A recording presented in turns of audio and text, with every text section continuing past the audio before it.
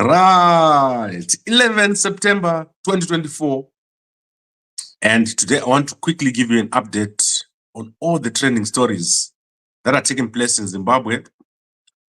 And today we're going to start with a very bizarre story that is happening right now. And you won't get this anywhere else because Mnangagwa tends to do his things under the carpet. So most of the time when Mnangagwa does something that he doesn't want people to see, he's going to do it, but he won't publicize it. You're going to hear about it when it actually happens. But he plans his things in advance. And eventually you see it coming out in public. So I want to show you what has happened today. So Mnangagwa has announced through their platforms that they're going to be launching something called Munhumutapa Day 2024. So this is crazy because Mnangagwa is going to be going to the Great Zimbabwe ruins where he's going to be celebrating his birthday inside the Great Zimbabwe monuments. And this has never happened. It has never been seen. And it's crazy and erratic.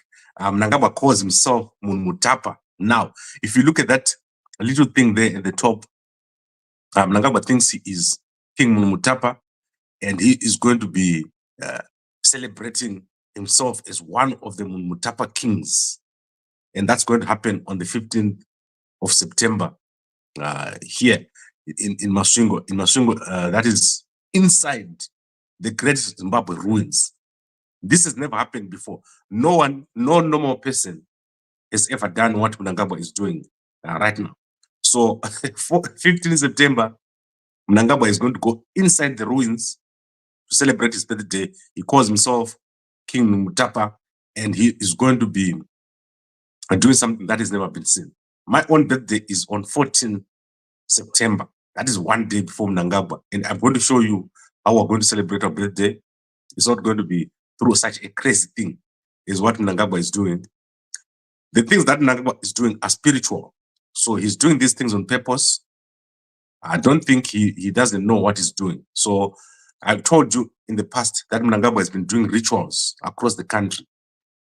And he has also appointed a king. He does these things on purpose, and he is trying to dominate the country spiritually. So this is what this is all about. King Munhumutapa Day.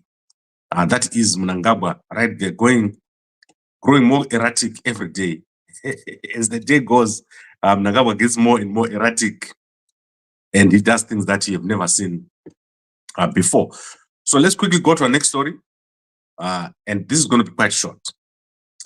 The Zig has crashed very, very badly over the past few days. It is now over 1:35. So in most places, the Zig is being exchanged for 1:35. And most shops have stopped accepting the Zig.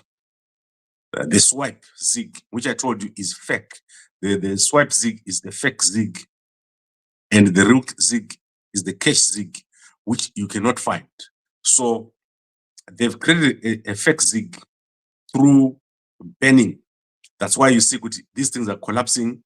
The Zig will never recover. And by December, the Zig will be down to zero. It will be worth nothing. So if you've got the Zig, if someone owes you money in Zig, make sure you get it back, buy something of value, and keep it, because that Zig is going to crash. And the Reserve Bank of Zimbabwe is refusing to have a proper exchange rate. The Bulawayo City Council has announced that they are now charging everything in US dollars. So there are certain services which they are no longer taking the Zig. So if you go there and try to pay for water or for refuse, all these things that need fuel, you're not going to be allowed to pay in Zig. Actually, Zig is gone down, is collapsed.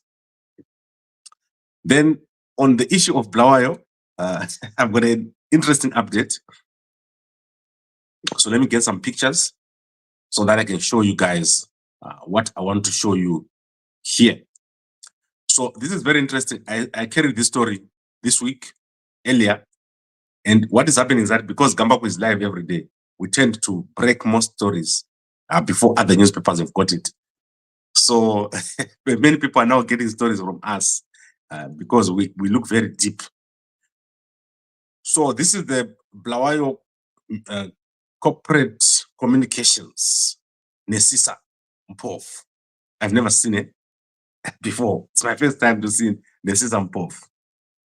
And what she has said is that the Ministry of Higher Education or Tertiary Education in Zimbabwe has made an error by closing all these vocational colleges, because the Blawayo State Council has also had many of their colleges closed out of the 365 colleges that were closed this week. So she says this is a mistake because they are not offering tertiary education, they're offering recreational education. So they are continuing as usual. So almost everyone in Bulawayo is continuing as usual. They're ignoring the directive to close. So out of those 365 colleges that were closed, most of them are still running, and they're saying the ministry does not have control of what they can do.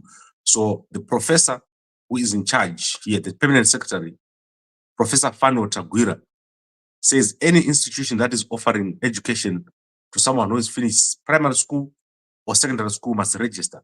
But everyone is rejecting that directive. They're saying you cannot close us because we are not regulated by yourself. Foundation College has also said they do not want to listen to what this guy is saying. Fanuel Tagwira, he did not even inspect their college, and they say they stopped offering technical colleges courses 15 years ago. So there is a fight. Now, it is not clear what is going to happen.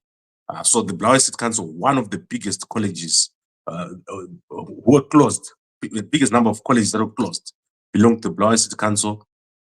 Some of them are even government. St. John's was also closed. I showed you that St. John's in Blawayo was closed. Foundation was closed. So all these things are operating illegally, and they are refusing to regularize. So around the whole country of Zimbabwe, there's a massive disaster of unregulated education. And I think if you go down lower to primary schools, you find that a lot of the primary schools that are operating are also not registered. An unregistered institution is very bad because it's offering a curriculum that won't take your child anyway. So I don't know what's going to happen, but as I said, Bulawayo State Council and many other organizations are saying, we don't even care what they said about us being closed, we're not closed.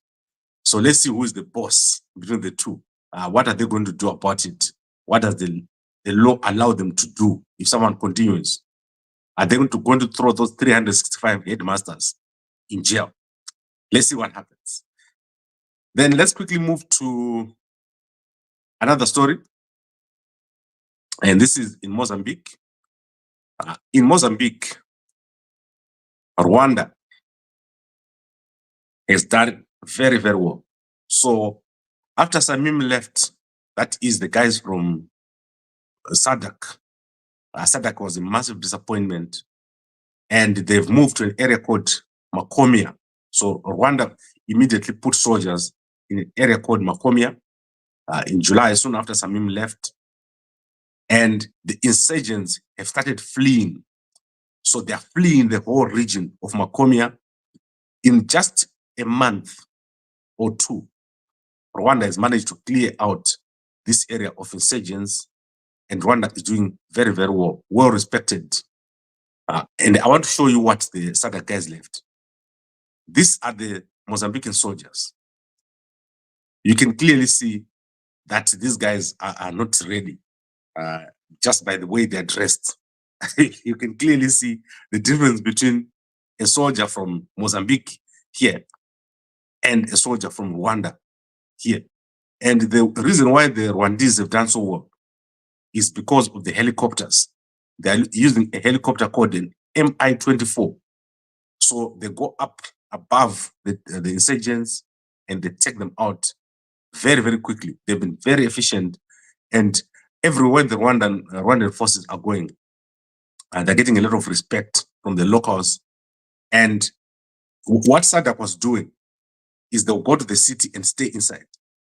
The Rwanda guys are actually going out into the bushes, because what the terrorists were doing is they'll just wait at the edge of the town. They won't fight the SADC guys. So it was like a stalemate. These guys stay here, and those guys stay there. But the Rwandan guys are clearing out the terrorists, doing very, very well. And in terms of warfare, I think Rwanda is one of the best right now in Africa. When they go somewhere, they get the job done, which is amazing. And our guys, eventually, when we get a proper president, what the Zimbabwe National Army needs to do is to equip our guys, create a military planned city, give them the support that they need, create a navy, give them enough support in terms of a soldier getting equipment, being well trained, having a plan. So if a soldier was to get in the army, they know that when they come out, they'll have 2 houses, they'll have a car, they'll be able to become a successful person. Right now, being the military is like the worst thing that you can ever do. So we need a proper plan for the guys in the military. We need to make them like the guys from Rwanda here. Guys from Rwanda are doing very, very well. And I think being in the army in Rwanda is actually one of the jobs that people clamor for, not what is happening to Zimbabwe. And then let's go to, and I'll unpack the 50-year strategy. We're going to be doing more in the 50-year strategy. We have got a lot of work to do in terms of fixing our country, starting with the high-speed rail, planned cities, and also the military-led development, which includes a planned military city and also an engineering corps. Those are the things that will take us forward. Not King Munhumutapa, Mnangagwa. Then let's go to Mzingwane by-elections. ZEC has announced the list of people that are going to be contesting in the Mzingwane by-elections. The Mzingwane by-election is on the 5th of October, and the nominated candidates are Dube, Ndlovu, and Piri. So you can see there that ZANU-PF, Independent, and CCC, and that is Ward 15. So what normally happens is the Independent guy is the Chamisa guy, the CCC guy is the Chabangu guy, and the ZANU-PF guy is the first guy. So let's see who's going to win. I think this weekend, the Chamisa guy won. I'm not sure, but I think the Chamisa guy won in Binga, if I'm not mistaken. So we'll check it out. I'll give you guys the details later tonight. I'll just go and pick up the detail from ZEC to see if the Chamisa guy won. What Chamisa has been doing is he has been sitting back, trying to see what's happening. I see him tweeting here and there. I'm not sure if it's Chamisa. I saw him in the villages, walking around. I don't know what the strategy is. Basically, what has happened is a lot of confusion has come into the political space. There's a massive political vacuum. And whoever fills that vacuum is going to do very, very well. And it's not Mnangagwa. Mnangagwa's plan for a 3rd term is going to fall flat. No one likes Mnangagwa at all. Even the guys in the military, they don't like Mnangagwa. They're just waiting for him to make a mistake. And once they make a mistake, there'll be a move. This thing of a 3rd term is a disaster. But that is what everyone is waiting to see. Everyone is waiting to see if Mnangagwa is going to make a move. And then you'll see what will happen. Mnangagwa is going to get a massive backlash if he makes a wrong move. Then the Mbudzi interchange it's not yet complete.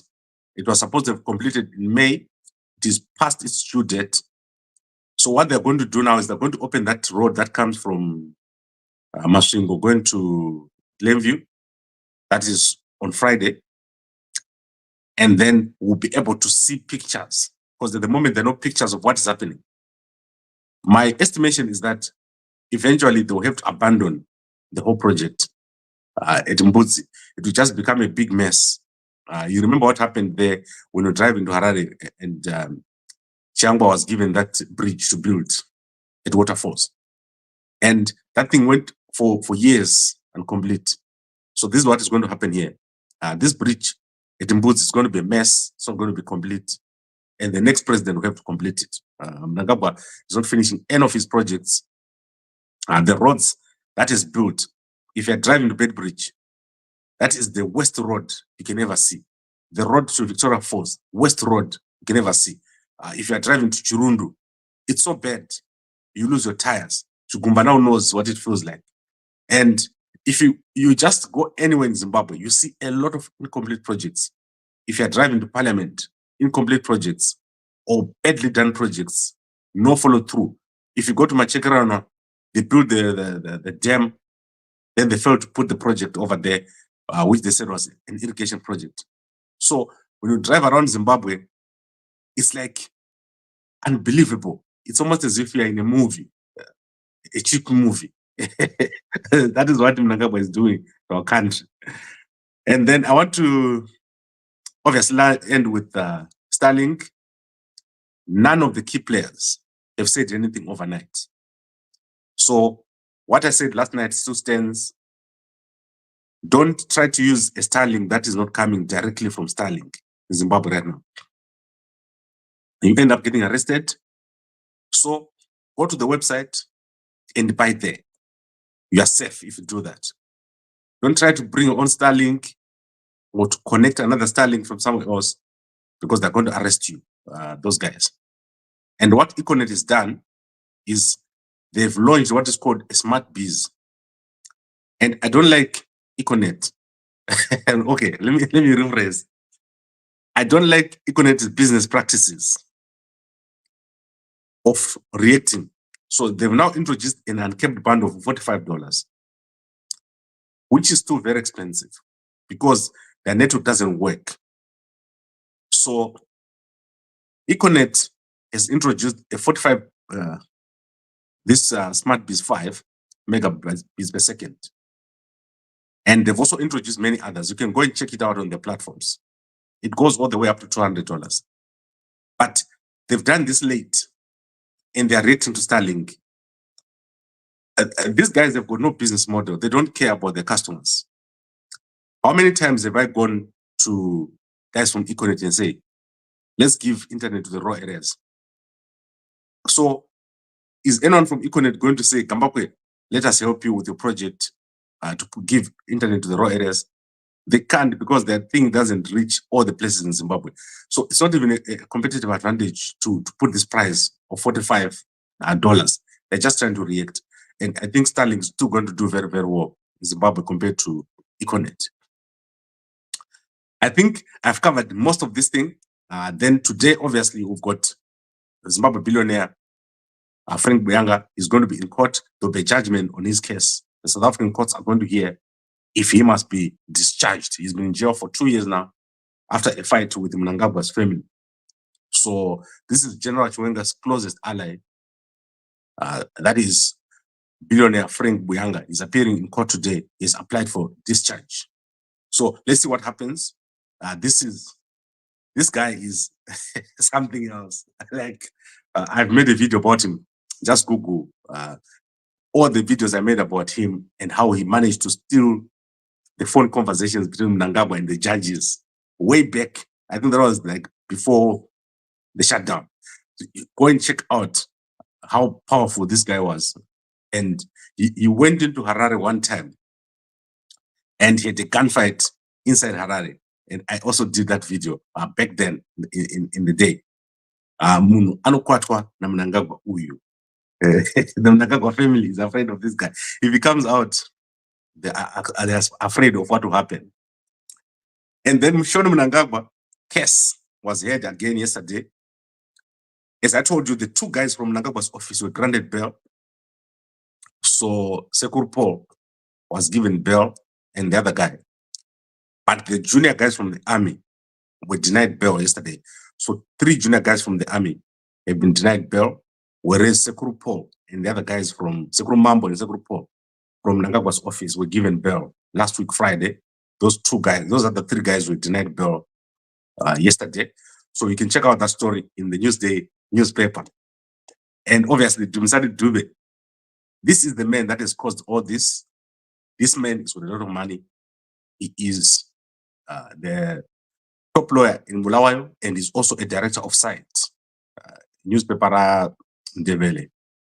So I don't know what is the connection between Mnangagwa and Ndebele and Dumisani Dube, how these guys were dealing behind the scenes.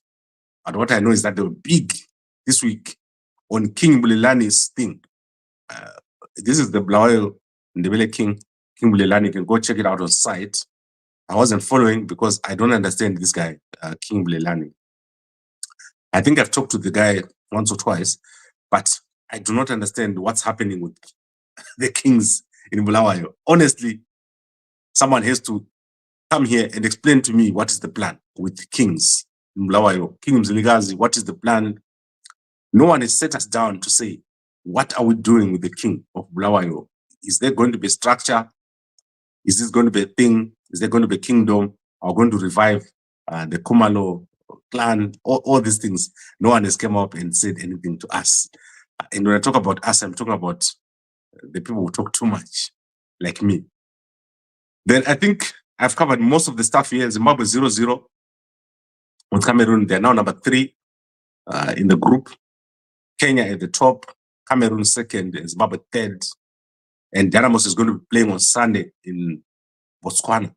So if you're in Bulawayo, you can drive just 2 hours to Francistown to watch Dynamos playing. We don't have our own stadium. So Dynamos is going to spend a lot of time in Botswana, because after they play this match on Sunday, they'll come back again after a week and play as an away team at the same stadium at Orapa. So I think this is where we are. Let's recap and then we'll look at the comments. Mnangagwa has changed his name to King Munhumutapa. So that's Mnangagwa there. And Mnangagwa is doing something very odd.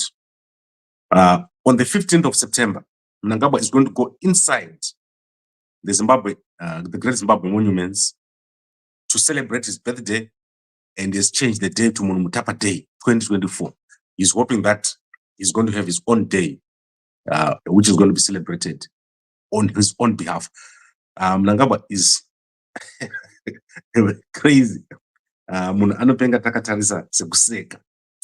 So this is what is happening here. Mnangagwa, they are going crazier and crazier every day, coming up with all sorts of bizarre things which have never happened anywhere. Do you know the significance of the Great Zimbabwe and what it means for Mnangagwa to do what he's doing? I almost think this is a desecration of the monument for Mnangagwa to do this. But let's see. If they're gods, they're going to punish Mnangagwa in public, and we're going to all see this. And obviously, the big story that I carried of Rwanda here, this is a massive story. If Mozambique was to stabilize, it is going to have a massive impact. And SADC has failed over there. SADC is a mess, a big mess. I cannot believe it. Then Priscilla says, yes. And then that is Chris Gambakwe, you're right. He's doing his rituals there. These guys, it's a birthday celebration, yes.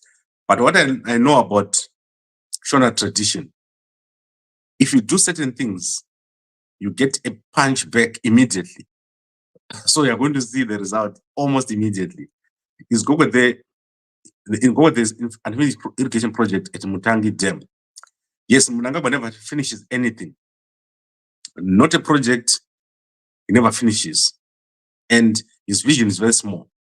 So Mnangagwa's vision is very small.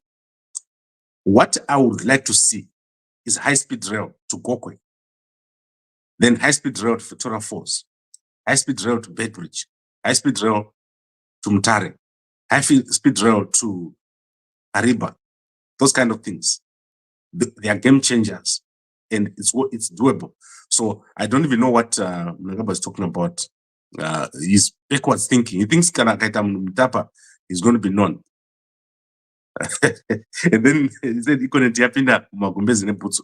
Econet guys must call me, and we'll do a project for disadvantaged children. And their boss, so one of the things that they took us to court for was when you say they're not doing anything for local communities. Fiber Econet, it will pass through a school, like there'll be a school here, and Econet's fiber passes here. And it doesn't occur to them to just put a little link to a school so that the children in the community can have internet. And all this time, Econet has been making money. They have never even put free internet in disadvantaged places, in the village schools. And yet, they have the biggest fiber coming from Bedbridge to Harare, Harare to Mutare, Harare to Victoria Falls. They've got all these fibers, which they could easily push to these local schools so that children don't go to bed without knowing what's going on in the world. We are going to do this, guys, with Starlink. We don't need the infrastructure. It's going to be done, and it's going to be amazing. Then, obviously, I'm going to end by saying, please go and watch the broadcast if you haven't watched the debate between President Trump and Kamala Harris.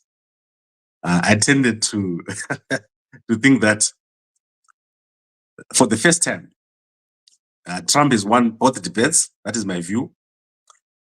He was allowed to speak a lot. And what I observed is that the last word was given to Trump. So when you're in a debate, the person that speaks last is the winner. So that is what they've done. They've allowed Trump to win. And she was very timid. She allowed him to bully her. So go and watch, and that was done by ABC. I was watching, I think, the last half of the debate around 3 a.m. I think it went on for like 2 or 3 hours. So thank you very much for watching, and I'll see you again this evening at 9:10, and a good day